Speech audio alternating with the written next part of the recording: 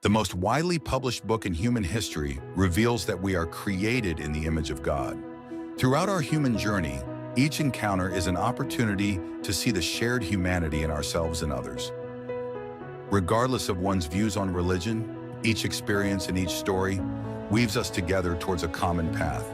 A path of transformation, a process of growth and understanding, a recognition that, at our core, we share a common destiny. What does the search for truth really mean in our lives? How can we find a sense of unity in a world so diverse and divided?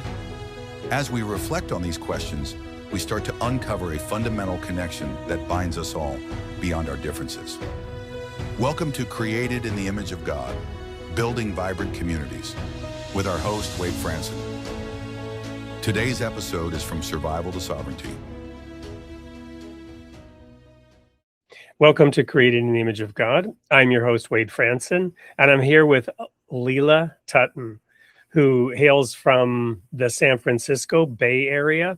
And Lela and I actually met last year, and we talked about doing a show together. Some things came in between, but now here we are, and I'm finally able to introduce her, and I couldn't be more excited.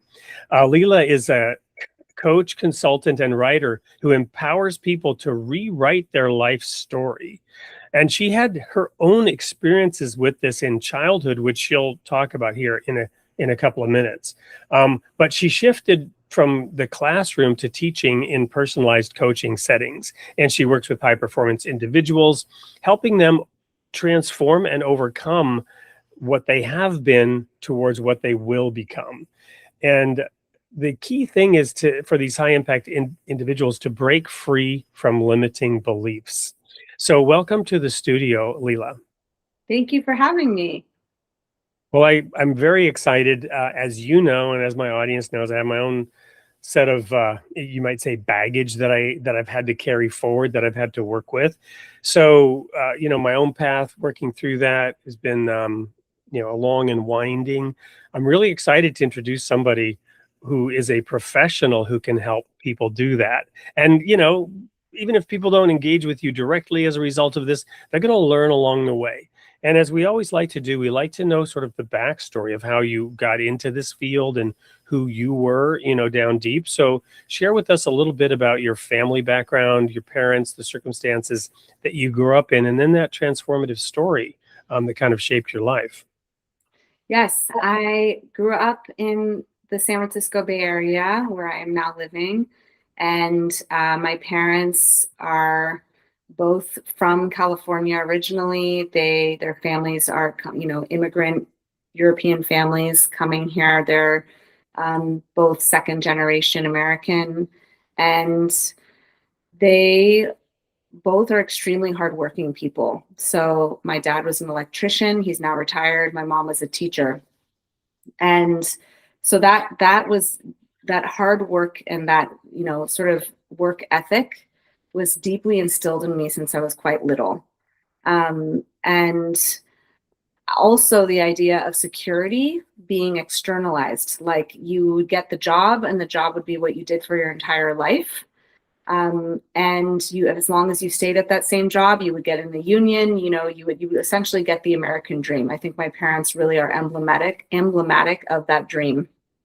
And they raised me to prioritize security, right? They raised me to, like, when they talked about what kind of work I was to do in the world, they were like, pick something that you are passionate about, but also choose something that is going to provide safety, that is going to have a long, stable trajectory. And I share that because I became a teacher and I loved the work I did I did that for almost 10 years. But it was right before COVID. It was around 2018, 2019 that I started to question this path. And I started to get really interested in coaching. I did the coactive training at that time, and it really woke me up to this whole new world of possibility. I started seeing clients one-on-one, as well as coaching other educators in the world of academia. And I started seeing that, like, oh, there's a whole other way to have a career. There's a whole other way to work. And I actually feel like this is really deeply aligned. So I essentially realized I was the black sheep in my family and that I had a different path in front of me. My parents were super supportive when I started exploring all of this. And now, you know, I have a robust career and it's 100% aligned for me. But the trajectory in me getting here was not easy. Like I was basically, you know, the whole thing, my entire business is really all about supporting people in unlearning stories they've inherited and breaking through narratives that are quite limiting for them. And this was one for me, right? That like, could I be an entrepreneur? Could I run my own business? Could I do work that is a little ambiguous? Like, it's not so easy to explain what I do, right? And I've proven through my experience that, yes, I can do that. So I think that I'm a walking, talking example of unlearning narratives that you've inherited. Wow, you've said so much already in this, and I have a couple of questions that I want to backtrack and then start unpacking some of this. The first one is, where exactly are your parents from? I'm also curious about the name Tuhtan, and I don't know if that's a married name or inherited, but the background there. Yeah, that's my dad's last name, and it is Slovenian. So it's former Yugoslavia, now broken up into Slovenia, Croatia, and Bosnia. But yes, that's where my family comes from. They all come from Slovenia, and I've been there several times. I have cousins there. Like, it is not far removed from me. Yeah. So I was there way, way back. This is how I look old, and I'm even older than I look. But when it was still under Tito's regime, way back when, and you had to get like a special permit to go through the country, I was like traveling, and I studied a little bit into the Serbski, Hrvatski language, from that area. But anyway, so that's cool. I wanted to know exactly where. And, so many immigrants that came to this country, they had that work ethic. And I'm glad you touched on that. But I want to ask, because you said something really fascinating to me, which is this whole externalizing security. And I made a note. We'll come back to that. But first, tell us about the bike. Yes. When you were 10 and how that played into all this. Yeah, that was, we have these moments in our lives, these sort of earthquake-like moments, right? Where everything gets shaken up. And, one big one for me was when I was 10 years old, I was riding my bicycle with a friend and it was dusk. And I was turning a corner and a car hit me head on. They were running the stop sign. And I flipped multiple times over the car. I had a fractured skull, a severe concussion. I broke my leg. I broke a rib. I was, in fifth grade, I missed most of fifth grade because of this. I was in the hospital for over a week, and then I had to be at home doing rehab for a few months.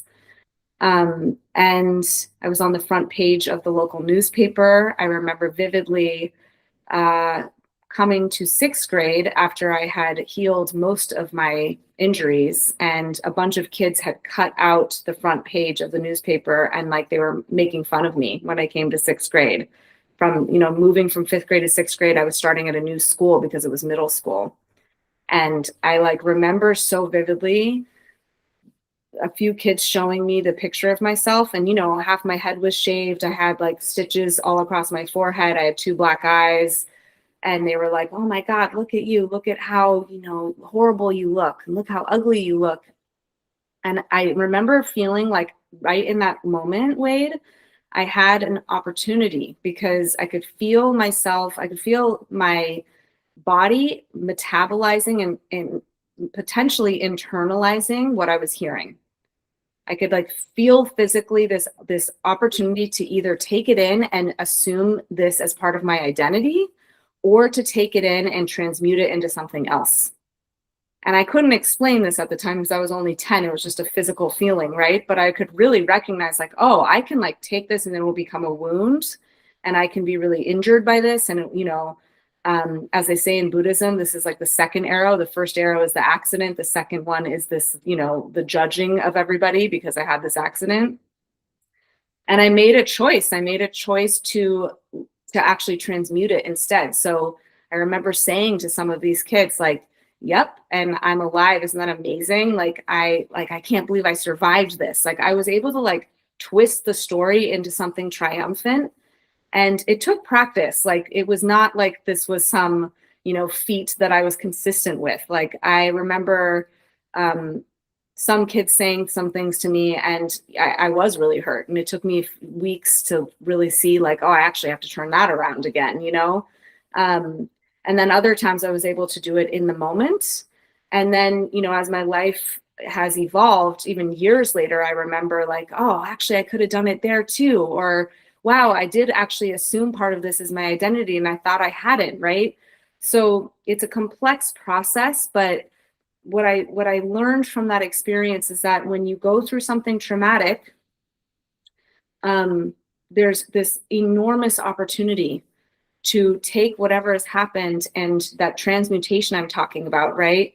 To take it and actually compost it like you would composting, garbage that you put aside to put in your garden. And when you compost it and you make something fertile from that, something beautiful can grow, right? That's what I learned from that experience. Wow. So I'm getting this image of kind of a Zen master that learns how to like defend and ward off, with, Doctor Strange in the Spider-Man movie or whatever, where they're shaping reality. There's another piece of that. So that's a traumatic event. And it's kind of like I'm going to say kind of a one-time thing, although it has repercussions for life. But then there's the gradual story that you referred to earlier. And I love when you talked about externalizing security. And I got this image of how, we have self-reliance to a degree. And this is created in the image of God. I believe that much of the power to do all this comes from a reliance on something greater than oneself, outside oneself. But then one is given the capacity within oneself to do something about it, right? Richard Frankl, Man's Search for Meaning, he mapped out how some of the survivors of one of the worst things that have ever happened to any people on earth was the Holocaust, and that some of those who survived because they derived meaning through this. They didn't, howl at the moon. They derived meaning from their suffering, and that gave them the ability to get through it and to survive. So there's a drawing on external power, but then there's something internal that happens to us. But then you couched this in your family background and your father's career and your mother's career about you get security from some outside organization that you rely on, a company and a career choice. And this has translated over time into every person graduating from high school thinking that no matter how much the universities keep ratcheting up the prices, you have to go pay for a degree. I'm going to pivot here a little bit. My daughter's going to college, and they made her watch this movie about student loans. And there was this guy on there who went and became an orthodontic surgeon, and he kept getting suckered into more and more schooling and loans. By the time he was close to being done, he learned he had to do an internship and all this.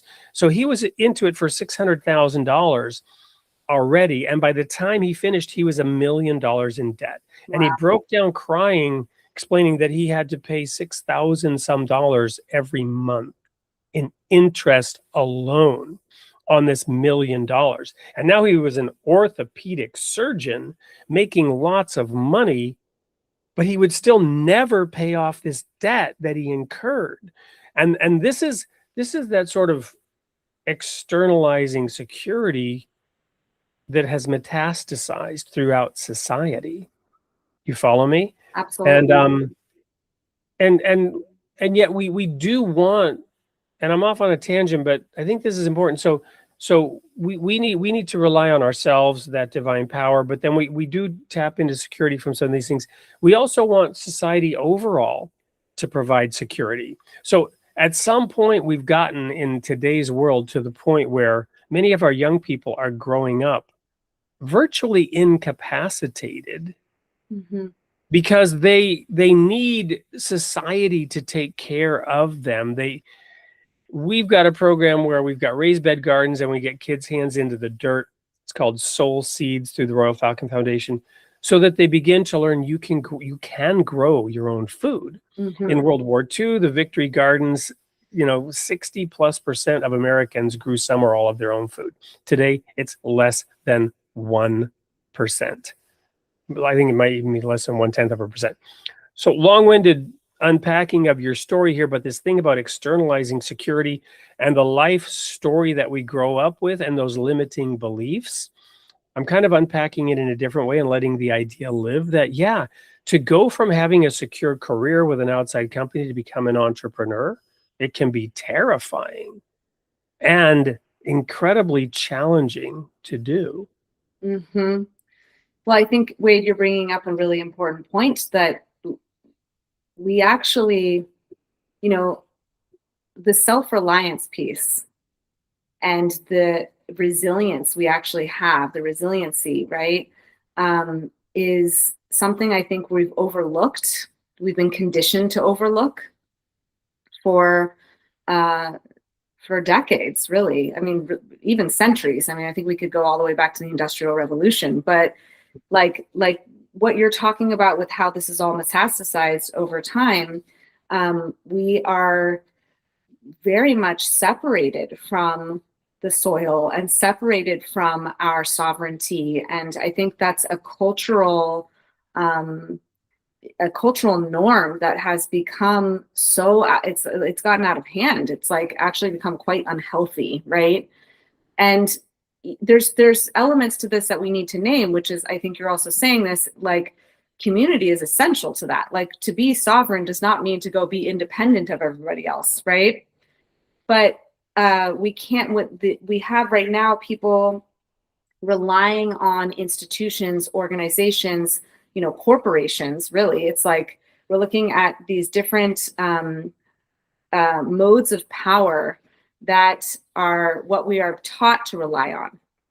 And what I have learned through my like black sheep, sort of unfolding in my life is that you actually have an enormous amount of power when you learn how to garden yourself, when you start to run your own business, and you're still sourcing from the community around you. And you also need to be extremely generous, right? And reciprocate. Like that once you do that, once you start getting in the habit of doing that, all of a sudden the energetics of that shift everything. And I can give you concrete examples. Like, I mean, to just use the gardening example, we have our own garden. We have we have all of our different planter beds outside, and we have neighbors who also have gardens, and we're always trading vegetables. We're always like checking out each other's gardens and helping each other out. Somebody goes out of town, we're watering for each other. Like we understand that because each of us have our own backyard gardens, we know, oh, this person's this whole ecosystem they're creating, this whole little habitat needs support from us if this person is gone, right?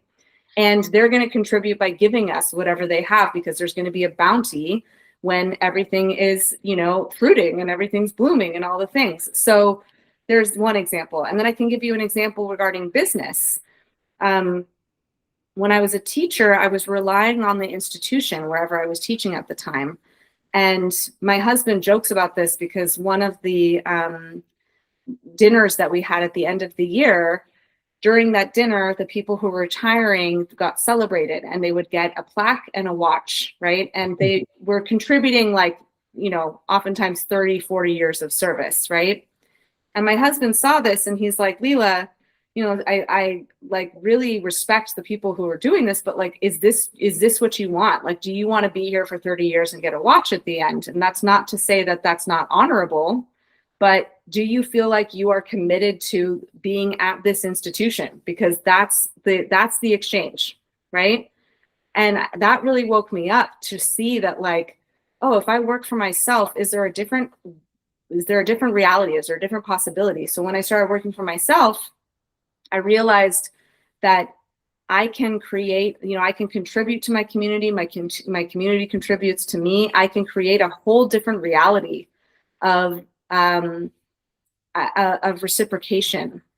So, for instance, like being on your podcast, now you are in my network and I'm in your network. Like, I will think of you when you tell me about all of the businesses that you're running and all the things that you're doing. If I meet someone, I'm going to refer them to you, right? Like, this is how we can build a whole different paradigm if we're thinking like that.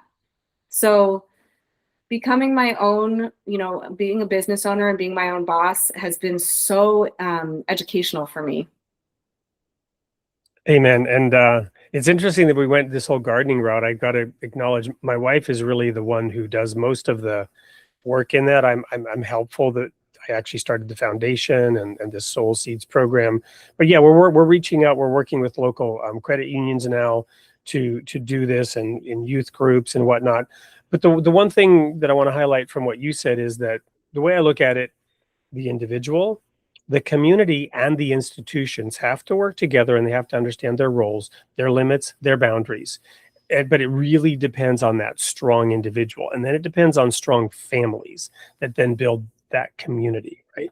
And the resilience that's built into those relationships provides what's needed when something bad happens, when something breaks down, when things don't go the way you would expect at an individual level or whatever.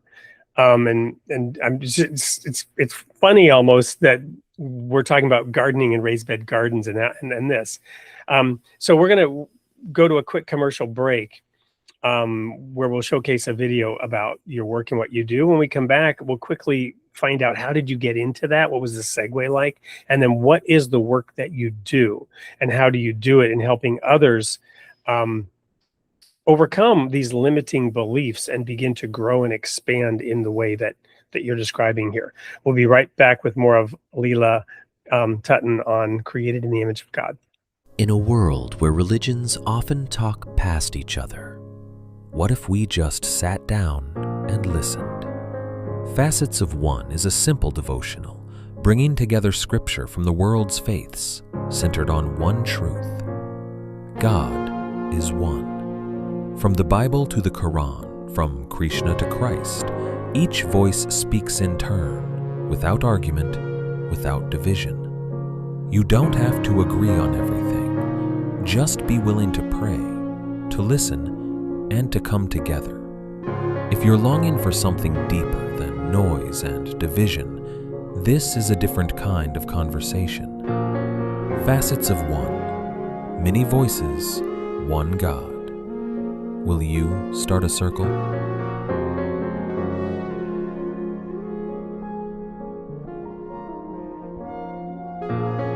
Welcome back to Created in the Image of God. I'm here with Lela Tuhtan. We were just talking about how our beliefs limit us, and also how we have a responsibility to take that individual responsibility for ourselves, build communities, and also work with the institutions, which, if we have an over-reliance on them, create society that limits our self-reliance. So this is a discovery process that, we talked about your bike accident. We talked about the beliefs of your family and externalizing security. Tell us now about the specific journey that you took to get to the point where you could leave your career in teaching and launch an entrepreneurial career to help others, and how that worked out. Yes. Well, it was very much everything we're talking about with, the institutions, community, and relying on myself, as well as relying on God, source, the universe, because all of those things played into my trajectory. It was a huge leap of faith. Building my business. It was around, as I said, 2018, 2019, I started getting training in coaching, and I still loved teaching, but I was playing with the idea of doing both. Then 2020 came, and as you know, we had another traumatic event that was global during that time. And I had just decided to start my own business, and as I said, I was teaching still in 2018, 2019 while I was coaching. So 2020 was when I was like, okay, I'm going to go all the way. I'm going to just fully just dive into coaching. And that was at the beginning of the year. Well, only a few months in, all of a sudden, everything's turned inside out and upside down because of COVID. And that was when I had to just continue with this leap of faith. Like every part of me was saying, like, go, every like physical part of me, Wade, was saying, go back into teaching, play it safe. All of these schools are desperate for educators right now because this was when, COVID was rampant. Like they needed to have teachers needed to be online with kids. And so I was getting like tons of phone calls for opportunities. And yet my inner truth that was beyond all of the fear was like, no, stay with this, stay with this, stay with this. And I started to call in my mentors. I found the people to help me, other coaches who were leaders in their fields to mentor me, to support me, to guide me. The institutional piece, coactive played a huge role. I got trained in eco-psychology. Like I did, the institutions absolutely play a role when you're like, I want to be educated in something. I want to get trained. Like, I definitely saw the value in that as well. So my family, honestly, my family was like, we don't really understand what you're doing, but we support you. So we're along for the ride, but we don't quite get it.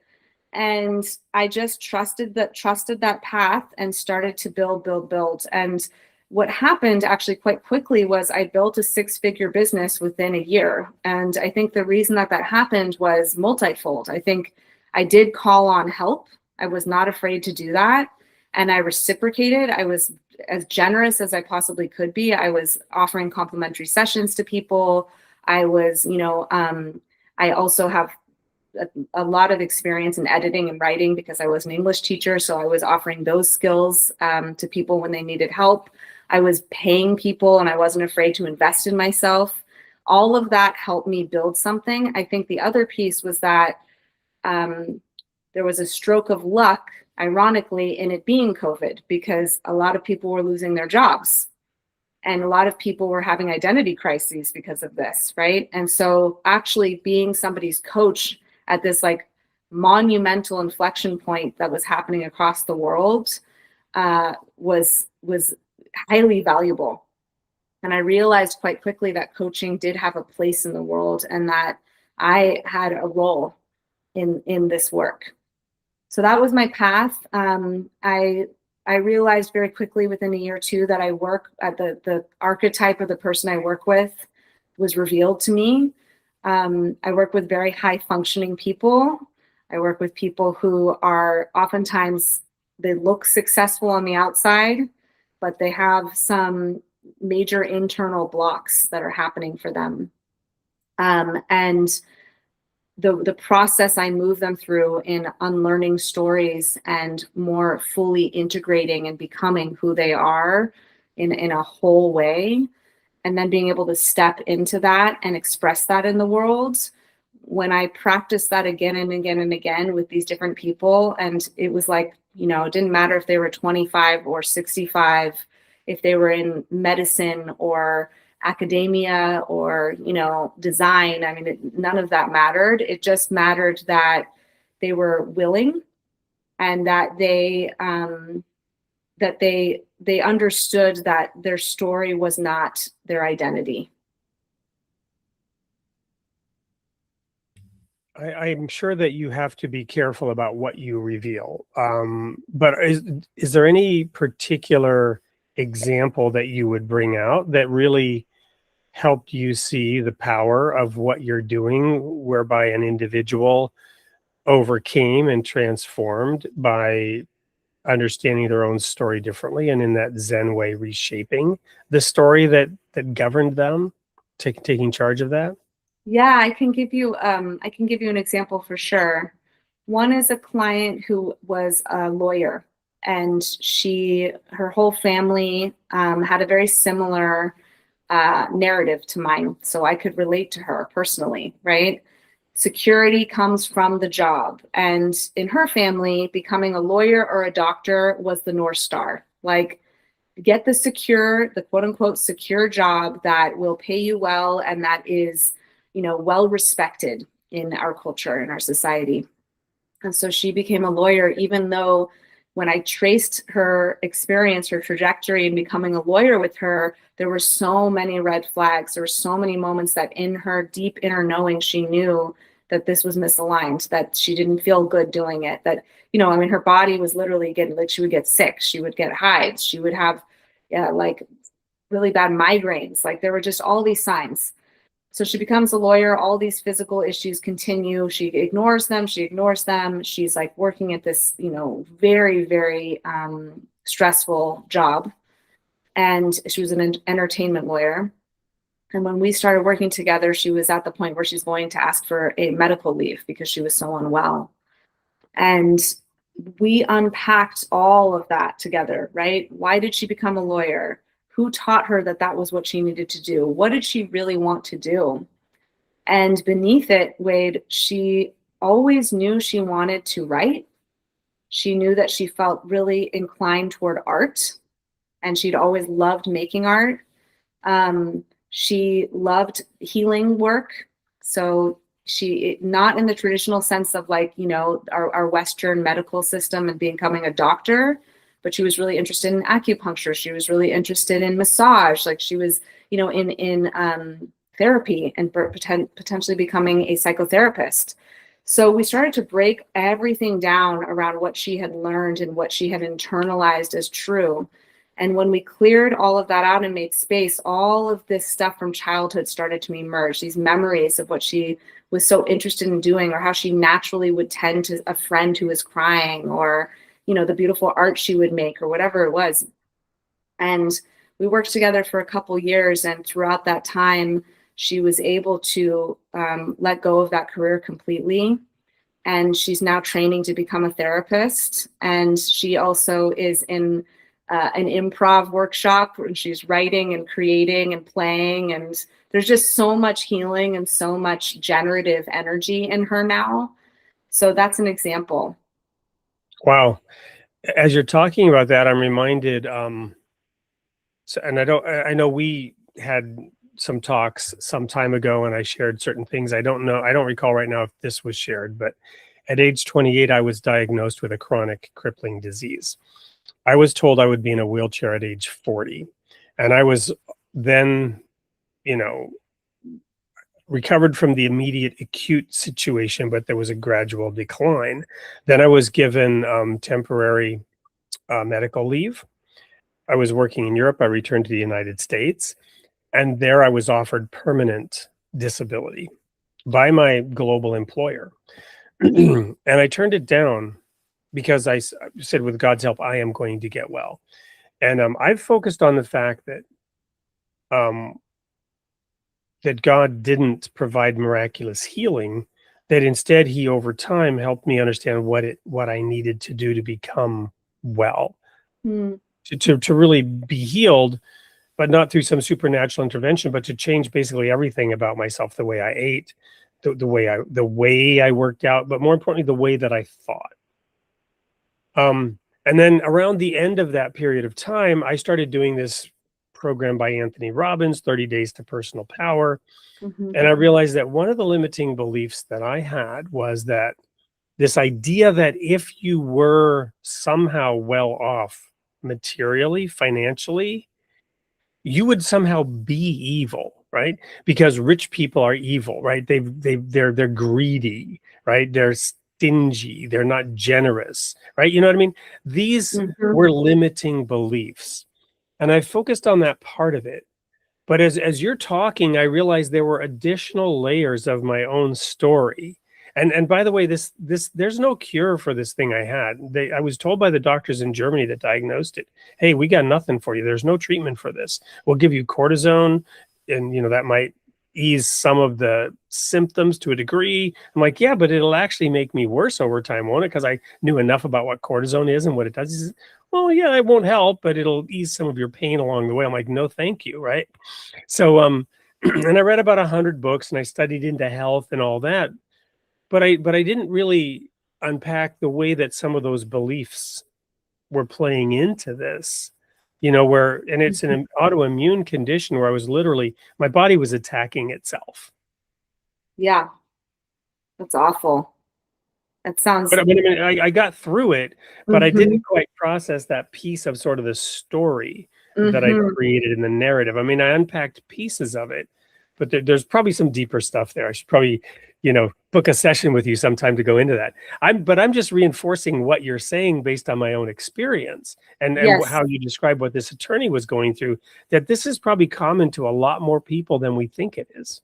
Yes. I mean, your story, I think, totally exemplifies it. I'm so sorry that happened. And yet I'm so. Oh, no, it was great. I needed to go through that. It's part of my journey. Again, to about your biking accident. Yes. I was unpacking layers of this onion about how I was a victim, right?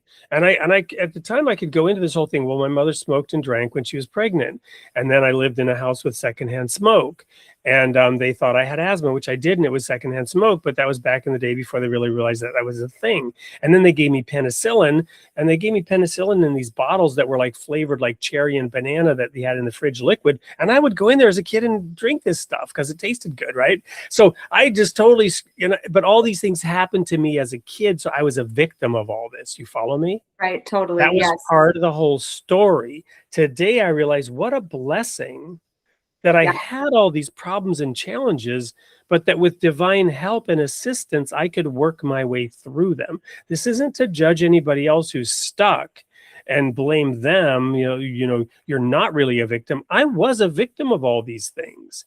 But so what, right? I couldn't remain a victim. Right. Exactly. Yes. And I mean, I know you mentioned Tony Robbins' work. Like, I know that he had a similar, trajectory, right? Like the reason that he does the work he does in the world now is because he was a quote unquote victim. His mother was drinking. He was in poverty. Like it was not an easy childhood for him. And so, yes, I hear what you're saying, Wade, and the path that you went on in, again, transmuting that, right? In seeing like, oh, I really appreciate what you were saying, that you didn't ask for direct intervention from God. Oh, I did. And I was not happy that I didn't get it because I knew he was capable, and I'd actually experienced some miraculous divine intervention, right? Previously when it was the right time and the thing I needed, but now he's saying no. Yeah. It wasn't just my grace is sufficient for you. You're going to suffer like this. No, it's like, you figure it out. It's on you. First, you have to realize that you're sick. Yes. Right. That it's me. It's not my mom. I'm the one that's sick. Right. Right. And I'm hearing that you had to realize you were sick, and you also had to realize that you had agency, which brings us back to the whole point about sovereignty, right? Like you have agency. This isn't, the whole thing with like the interventionist God, right? I think can be misunderstood.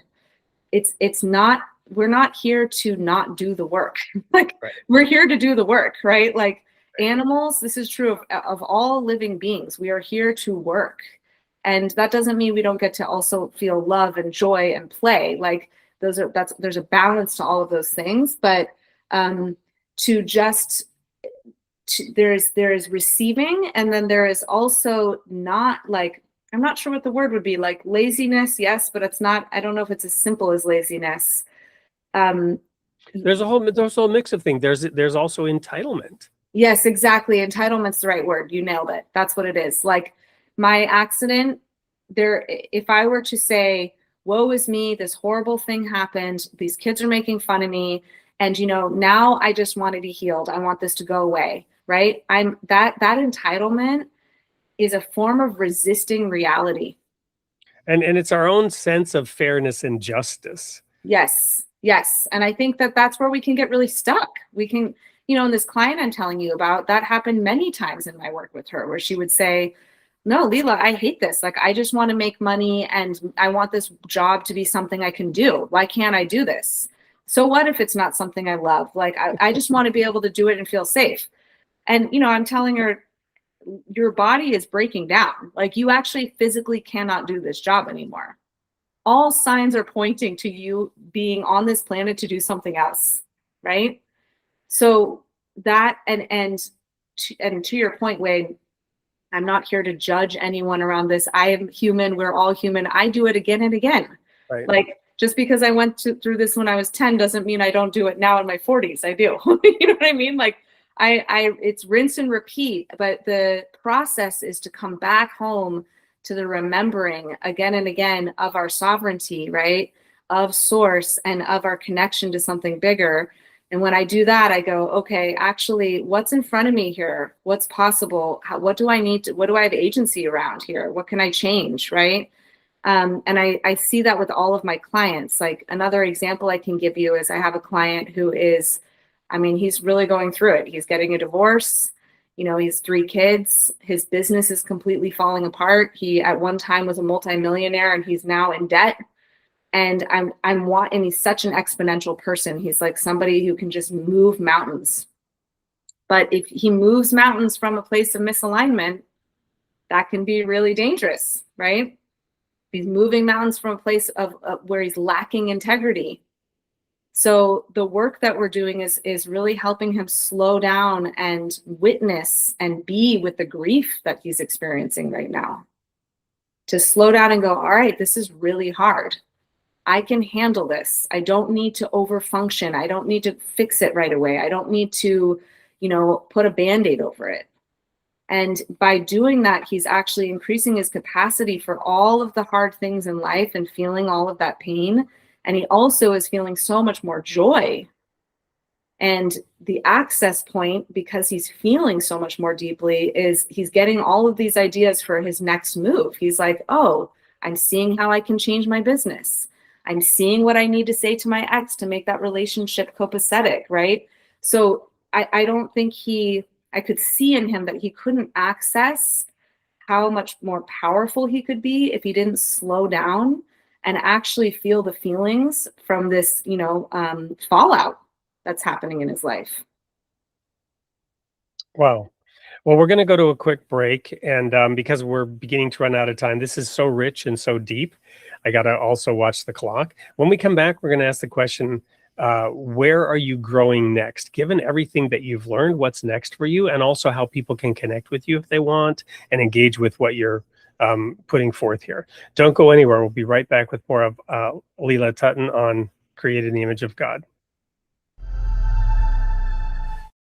Meet Dr. Lori Schessler, a licensed clinical Christian counselor, speaker, and author with over 25 years of ministry experience.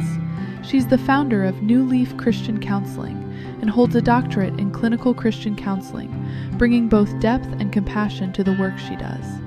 Dr. Lori specializes in temperament therapy, a personalized, biblically grounded approach that helps people understand their emotional design and heal from the inside out. Whether working with children or adults, she helps individuals uncover the root of their trauma, anxiety, or relational struggles, and guides them toward lasting transformation. Her voice is warm, grounded, and deeply insightful, perfect for conversations around faith, mental health, emotional resilience, and identity. As someone who bridges spiritual truth with practical tools for healing, Lori offers meaningful value to listeners seeking clarity, hope, and change. An inspiring and thoughtful presence, Dr. Lori brings the kind of depth that makes every conversation feel personal, purposeful, and full of grace. Contact her through the website newleafchristiancounseling.net. Welcome back to Creating the Image of God. I'm here with Lela Tuhtan, and we were just diving deep into the core and the heart of her work and how she helps people. I was sharing some things personally that I'm learning.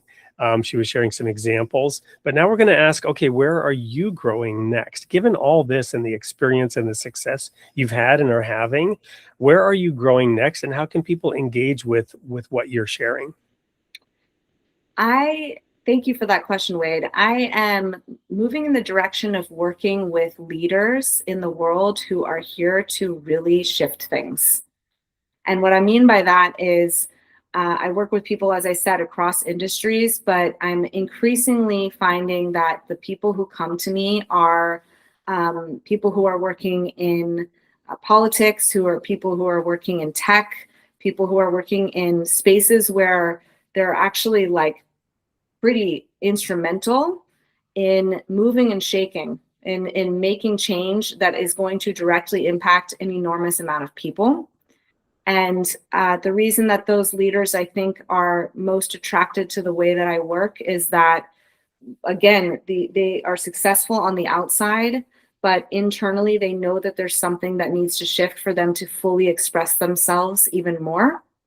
And well, and you're in California. I don't get into politics, and I try to stay out of the noise of the news, but there's been this unfolding train wreck with a Californian politician who's just had to resign, and he's yes, now admitted that there's something to it, even though he's denying, and he has made mistakes. But this is the stuff inside, right, that derails careers, harms tons of people. You know, they say, you know, absolute power corrupts, and absolute power corrupts absolutely. It's not exactly that, but it's the fact that when you have power to make impact, your personal flaws magnify out for your own and people around you in destructive ways. Sorry to derail your train there, but I had to, you know, it just happened the day we're recording, that was announced. Yep. No, you're absolutely right, Wade. And you just nailed it. So, you know, it's not that it's industry specific, but it's power specific. I think you just nailed it. I think the next trajectory, the next chapter for me in my career is working with people who have a lot of power. And that's not because I'm interested in myself having power. Like, that's actually not interesting to me. But what is interesting is supporting people to be in integrity with the work that they do and with the way that they, you know, people to actually take the power they have and translate that into sovereignty, true sovereignty, right? So I'm continuing my one-on-one practice, but I'm really recognizing where I'm most impactful in working with people. I do have ideas for a book. I can speak to that a little bit. It's very, very rough draft, but it'll be called Stories and Systems. And it's about all of the stories we inherit, as well as the systems that we create from those stories. I love the title, and if you need help there, you know, I'm in the publishing industry. I want to share one thing though, because you've mentioned the word sovereignty a couple of times, and I just love it because going back to the theme of the show, created in the image of God, the book of Genesis, the origin story, you've got this fascinating story. I've unpacked it before. I'll unpack it just very, very briefly. You have this serpent that introduces this doubt that the being who created Adam and Eve has their best interest at heart. And the way that it's spun is, oh, God's not letting you eat of these trees of the garden, first of all. And then it's, no, we can eat of the trees, just not this one. Oh yeah, he doesn't want you to eat that one because God knows when you eat of it, you will become like him, knowing good and evil, as though that's a bad, as though that's something God is withholding from us. The truth is that was the very gift that God was giving to them. They were created in his image because he wanted them to be like him. He wants us to be God-like. He wants us to have sovereignty, and it's very clear and explicit in the pages of the Bible that all things are put, quote, under our feet. We have sovereignty right up to those lights in heaven. It says he put the greater and lesser lights in heaven to rule the day and rule the night. I have them on my wall behind me to constantly remind me, that sun and moon thing there, right? The point is, right up to the lights in heaven, we have sovereignty. If we submit to the light, we retain our sovereignty. And when we deviate and trend towards darkness, we become enslaved by something or someone or multiple things. And then we create systems that enslave us, right? So I love the title of your book, what is again? Repeat that. Stories and Systems. Yeah. And yeah, I would encourage you, you know, in your own time, in your own way, that'll be great to get that done. So, but you have a website and people can get in touch with you today? I do. My website is lelagrace.co, lelagrace.co, and I'm also on Substack. You can find me on Substack at Lela Grace.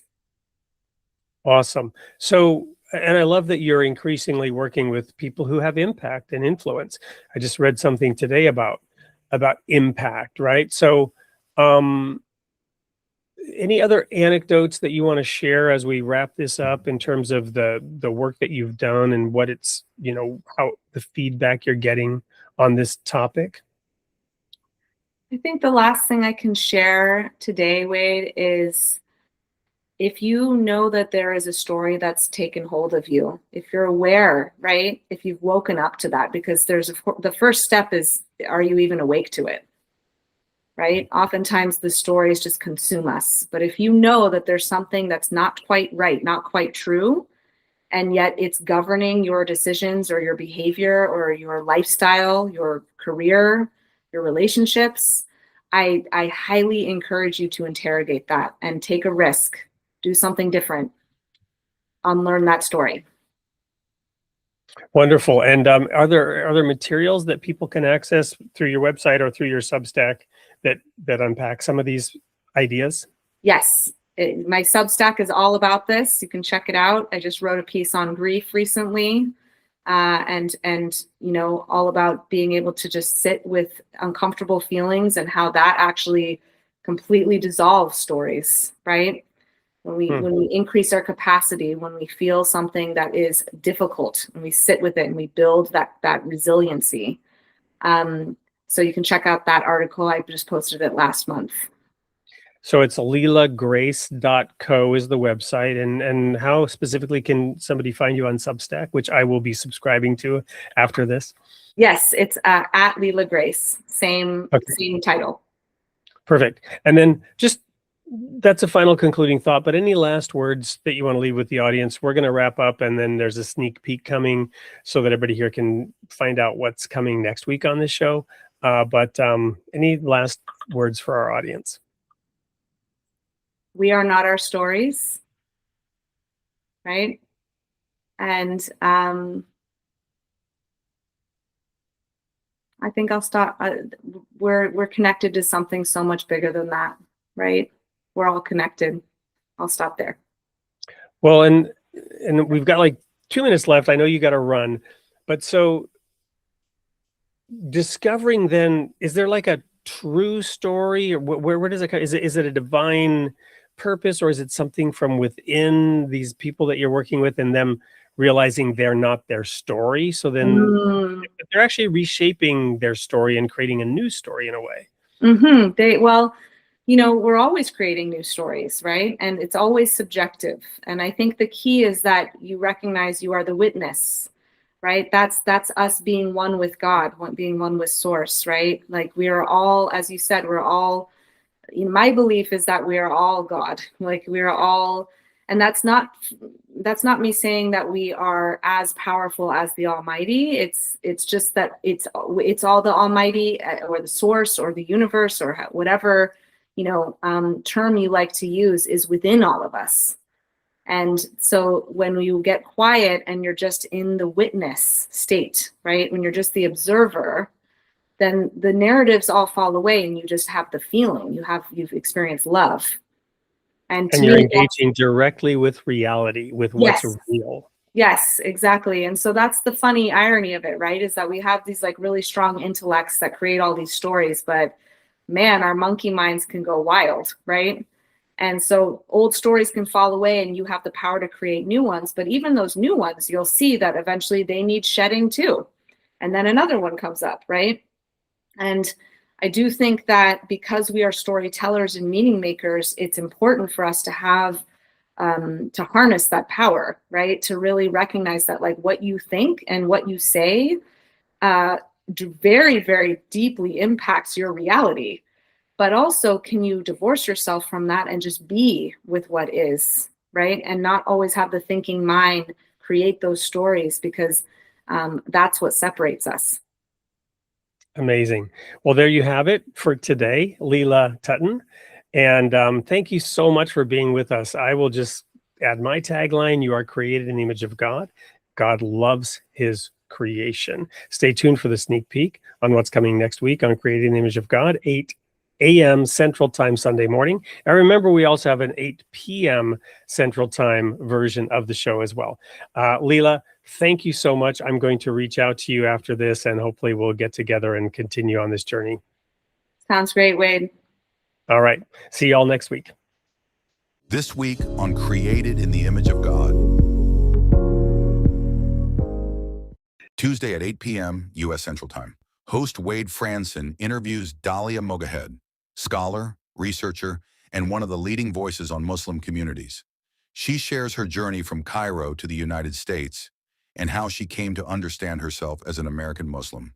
A conversation on faith, identity, and pluralism in a world often shaped by fear, headlines, and misunderstanding.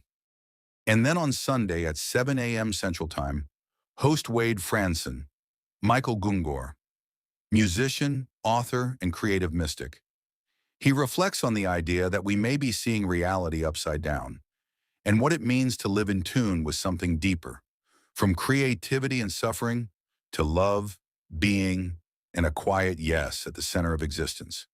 Join us live this week, Tuesday and Sunday, created in the image of God.